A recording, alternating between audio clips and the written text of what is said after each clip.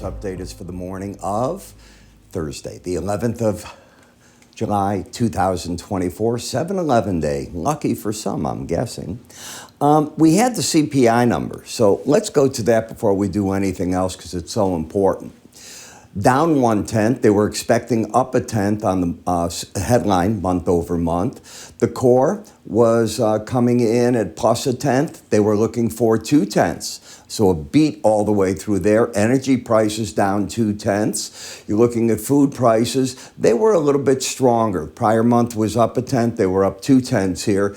Then we get to the CPI year over year, and you've got to pay attention there because it was up 3%. They expected 3.1. And core, that was year over year 3.3. They expected 3.4. So in a nutshell, what has happened, and this is what I want you to remember. When I was in my younger days flying, you would learn to take your plane, and as you went up, you'd do this, and then you'd go into a stall, and you'd learn to put your tail down and then take yourself like that. So you're going up, you stall, and you come down. Now, what you don't want to go into is a dive. You want to come in where you're coming to the point where you get your airspeed up and you can level off very quickly. Well, this is what's going on in our economy. We had been going up and up. Now we're at that point where tail first, we're coming down, and like this. And the Fed's job now is to get us into that stability.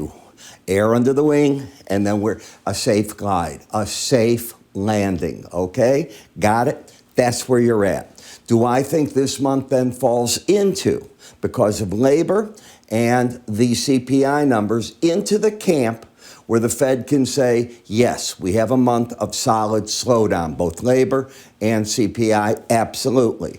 Does it open the door for a September cut? It's one of the months that is needed. It is not set it up yet. What if you come back and you get stronger numbers this month of July or August? You need them both to stay that way. Do I think the Fed wants to surprise the market in this month, surprise everybody and do a cut? Well, first of all, they could do it. I don't see why they would. So I'm not in that camp. We then looked at the jobless claims, and this is a big number. You're down 17,000. They were looking for the market down 2,000. So labor has come back at you. That's what I'm saying. You got to pay attention here. And the continuing claims fell. Instead of keep rising, it fell back a little bit. We'll get the energy analyst, EIA natural gas storage, coming out at 9:30. They're looking for about an increase of 57 billion cubic feet. So when we look at the market, the loser was the dollar, down 75 points. The big winner this morning was the Japanese yen. Has it overdone it to the upside? Probably. It probably hit a rash of stops. Also in Japan, when you go to their 40-year, I know this sounds wild, their 40-year bond, for the first time, some existing bonds, not new issuance, hit 3% on the upside. We haven't seen that in a while. So this helps the yen, and it's given that all of a sudden jump in the market, if you will, where instead of intervention, it's happening because the dollar is falling. Now, that dollar break, as I've prepped you on, I said that when and if we get those cuts, it should be friendly to metals. Gold up $34, silver up 75 cents. Not so in copper, but copper from its high is down 10 cents almost. I mean, that's a heck of a break. This has a lot to do with what's going on in China. All right, got to be careful. And if you looked at Japan's machinery orders, they weren't good either. So other thing that happened today, you're still okay in the platinum. On the energy markets, well, back and forth here. Today we had the IEA report come out, and it's nowhere near as bullish as the OPEC. I write about that, and it's in my morning review. Grain's getting a little bit of a bounce. A lot of rain still in the forecast, ideal conditions, but you got down so much you could get a bounce here. Do I think it's a change of trend? I do not. I think a bounce is more than called for, and that's what you got to pay attention to. So I think today is a big day. I think these numbers really set the market up.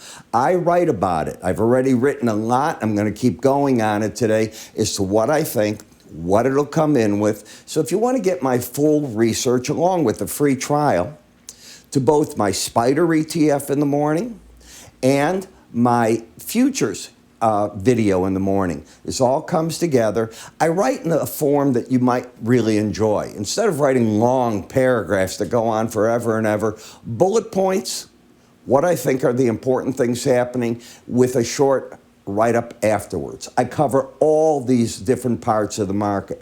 The videos in the morning, unlike these, will have black backgrounds. They'll talk to you about what's going on. I teach you what I'm seeing in them, and away you go. So how do you get this? And by the way, you get our QT Mobile with it, and that works on all Android and iPhone. So how do you get all this? It's simple.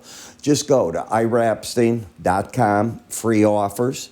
You can see that right here. You can go to research as well. One of my parts there just came up. So it's iraepstein.com, free offers, or move your cursor to the top here. I'm Ira. Interesting day, but is it going to be that, if you will, a slowdown in inflation absolutely creates a top in some of these markets after this big run-up? You've got to be on the alert for that. I'll talk to you later.